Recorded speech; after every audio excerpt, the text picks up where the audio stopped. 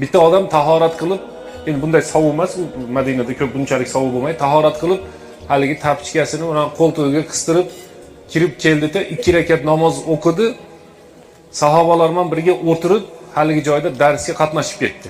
Payg'ambarimiz sollallohu alayhi vasallam dars o'tib turgan edi. Ertasi kuni Payg'ambarimiz sollallohu alayhi vasallam "Yatlau alaykum rajulun min ahlil jannati min hadzal bab" dedi. Shu eshikdan hozir bitta jannatga odam kiradi dedi. Shunda kechagi odam yana tahorat qilib, yaqturul ma'u min lihyatihi dedi. Soqollaridan suvlar oqib turgan ekan, kechagi odam yana kirib keldi. 3-kuni yana aytildi. Payg'ambarimiz sollallohu alayhi vasallam shu eshikdan hozir bir jannatga odam kiradi dedi. 1-kuni ham, 2-kuni ham, 3-kuni ham bitta odam kirdi. Shu kechagi odam kirdi yana jannatdan. Amr ibn Ostovli ismi Abdulloh bo'lgan. Abdulloh aytadi, men dedi, shu jannati odamni amalini bilib, men ham jannati bo'lish maqsadida shu odamni uyiga borib bir hiyla qildim. Hiyla deydi bu narsani, yo bo'lsam tavriya qildim dedi. Borib aytdiki, "Ey falonchi" dedi. "Otamdan surishib qoldim. Uylarda mehmon bo'lib tursam maylimi" dedi. Mehmondorchilik 3 kun bo'ladi, hurmatli jamoat. Uyimizga mehmon kelsa, 3 kungacha nimaga kelding, kimsan deyishga haqqimiz yo'q ekan, agar u mehmonman deb qo'ysa. U aytdi, "Bizni uyda deycha urush janjal bo'lib qoldi, boradigan joyim yo'q. Shu sizlarni uyinglarda turib tursam" dedi. Maqsadi emas, maqsadi nima amali bor ekan, shuni shu amalini men kuzatsam, topsam, men ham jannat ahlidan bo'lsam. Payg'ambarimiz sollallohu alayhi vasallam buni 3 kun maqtadi deb, haligi maqsadda shu odamning uyiga keldi. Kechasi kuzatishni boshladi. Kechasi haligi odamni kuzatsa, tahajjud namoziga turmaydi ekan. Nafil oshcha bir harakatlar qilmaydi ekan. Balki qiladigan ishi o'ng tarafga, chap tarafga tumalaganda alhamdulillah, astag'firulloh, subhanalloh deb qo'yadigan. Shu bilan haligi odam yotadi ekan. 3 kun kuzatdi. Mehmonning muddati tugadi. Mehmonning muddati tugagan ekan haligi odam aytdi, "Ey falonchi" dedi, "Payg'ambarimiz sollallohu alayhi vasallam sizni 3 kun shu eshikdan jannati kiradi, mana shu eshikdan jannati kiradi, shu eshikdan jannati kiradi" dedi. 3 kun uchalasi ham siz kirdingiz dedi. "Ha, men uyingizga kelganimning sababi" dedi, "sizni qanday amali bor ekan, shu odamni jannatga olib boradigan qanday amali bor ekan deb qarab kelsam, boshqalardan ko'ra oshiqcha amal topmayapman. Balki men tahajjud o'qirdim, siz tahajjud o'qiganingizni ham ko'rmayapman" dedi. "Ma huwa" hadisda keladi. "Ma huwa arja amalin indak." Eng Alloh taolodan umid qilib turgan savob shu sizni jannatga kirgizib yuboradi deb turgan amalingiz qaysi dedi. Shunda boyagi sahoba aytdi, "Bilmadim" dedi. Qaysi amalligini men bilmadim dedi. Xuddi Bilal roziyallohu anhuga Payg'ambarimiz sollallohu alayhi vasallam, "Ey Bilal, jannatda sizni oyoq kiyimingiz tovushini eshitdim. Qaysi amalingiz jannatga kirgizdi ekan" deganda, Bilal roziyallohu anhu "Bilmayman-u, har safar tahorat qilsam 2 rakat namoz o'qib olaman" deb aytgan ekan. Bu yerda bu kishi aytdi, "Bilmadim-u, lekin bitta amalim bor" dedi. Shu kechqurunda to'shakka borganimda qo'shnilarimni, jo'ralarimni, mahallami, menga yomonlik qilgan odamlarni, falonchi, pistonchilarni hammasini "Ey Xudo, seni rozichiliging uchun kechirdim" deb aytaman dedi. Uyquga ketganimda dedi, yuragimda hech qaysi odamga nisbatan g'illug'ashlik, ko'rolmaslik, hasadgo'ylik qolmaydi dedi. Shunda Abdulloh ibn Amr ibn As aytdiki, "Shu narsaga ko'pchilik yeta olmayapti" dedi. "Mana shu narsaga ko'pchilik yeta olmayapti" dedi.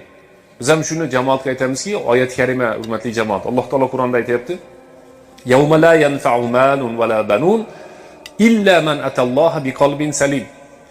Bir kun keladi boshingizlarga deyapti. U kun nima desa, qiyomat.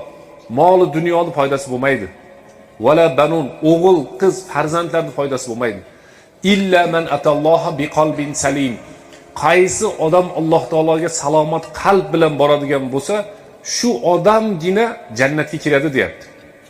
Mana kecha uni biz kimligini aytmaymiz-ku. Kecha, undan oldin yana boshqa har kuni domlalarda u yerga bu yerga chaqirishadi.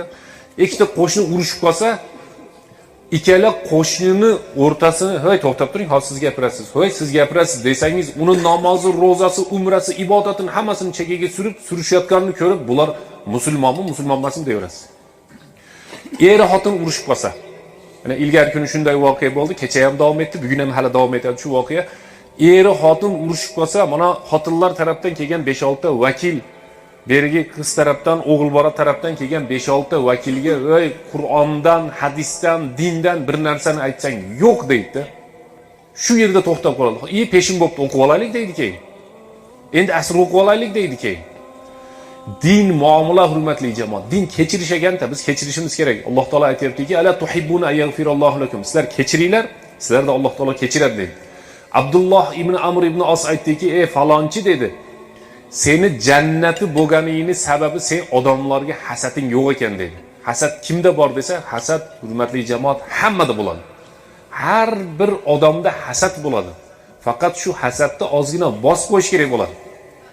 Men dedi, uyquga ketishimdan avval hammani kechirib, hammadan rozi bo'lib, hech kimni yomon ko'rmayman, hech kimga hasad qilmayman, hech kimga ko'ra olmaslik qilmayman, hammasiga bir xil muomala, ertaga hammasi bilan chiroyli gaplashib ketaveraman deb uyquga ketaman. Iza awaytu ila firoshi dedi. Uyquga ketsam hammaga ko'nglim oppoq qilib, keyin uyquga ketaman dedi. Amr ibn Os aytdi, shunga biz yeta olmayapmiz dedi. Ana biz ham hurmatli jamoat namozlarni Xudo xolasa joyiga qo'ydik. Ro'zalar yaqinda keladi, tutamiz. Umra, haj yoki boshqa ehson, kasal ziyorat, to'ylarimiz ham diniy bo'lib qoldi. Lekin bitta narsaga biz hal yeta olmayapmiz. Bu qiyin masala. Namozdan ham qiyin. Boshqa narsalardan ham qiyin. U nima desa, u boshqa odamlarni kechirish ekan hurmatli jamoat. Buni bunaqa xatosi bor. Xato hammada bor. Ayib hammada bor. Qaysi odam manzallazi ma sa'aqattu, gunoh qilmagan, xato qilmagan, kamchilik qilmagan kim bor ekan? Har bir odamda xatosi bor. Biz o'sha odamlarga nisbatan salomat qalbda bo'lsak, bu eng qiyin masala. Alloh subhanahu va taolo bizni nima qiladi? O'zi kechiradi. Alloh taolo hammalarimizga ham tavfiq bersin, hidoyat bersin.